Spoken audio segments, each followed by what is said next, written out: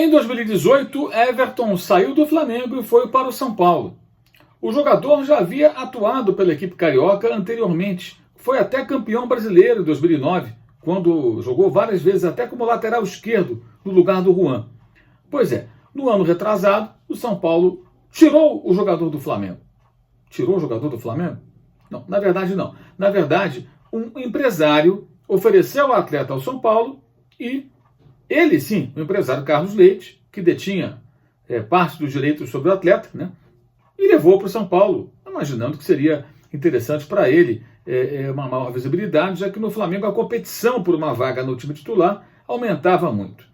Everton começou muito bem no São Paulo e aquilo foi tratado na época por parte da imprensa como uma demonstração de força tricolor, tirando do Flamengo, já emergente, já com muito investimento, um atleta que até então era frequentemente titular.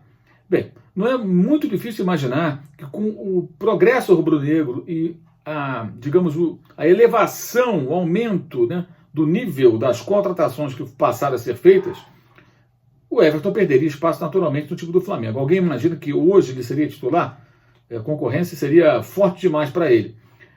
E no meio disso tudo, a grande ilusão, achar que o São Paulo demonstrou força ao tirar o jogador do Flamengo, e na época nós alertávamos, e você vê aí que eu falei isso na ESPN, foi publicado no site da ESPN, e aí os tweets, né, da época de 2018 do ESPN, do perfil da ESPN nessa rede social, no Twitter, mostrando ali, na época eu alertava, foi o empresário que levou o jogador para o São Paulo.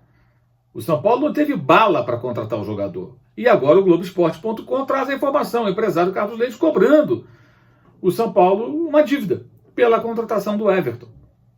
Ou seja, é bem estranho que isso aconteça, né? Nos dias de hoje, como é que as pessoas ainda se iludem com isso? Everton é um bom jogador, foi uma boa contratação para o São Paulo do ponto de vista técnico, em que pese o seu histórico de lesões, que me parece não foi muito bem estudado, avaliado pelos dirigentes tricolores, né? E depois ele se machucou e tudo mais, e as lesões do Everton ao longo da carreira foram muitas, né? Isso aí não é novidade para ninguém. Ano ele tinha uma lesão muscular, já no Flamengo era assim, no São Paulo isso não se modificou, e a tendência até pela idade, ficando mais velho, é que isso aconteça mais vezes, pelo menos em tese. Ou seja, o São Paulo achou, ou parte da torcida comprou essa ideia, e da imprensa, que o São Paulo estava demonstrando força. Na verdade, não. Ele não tinha o dinheiro para contratar. Ele contraiu, foi uma dívida. E o jogador deu até um bom retorno técnico no começo, mas depois, por conta das lesões, não pôde entregar em campo aquilo que ele é capaz, porque ele é um bom jogador, em condições normais. É mais um exemplo de como se vende ilusão para o torcedor.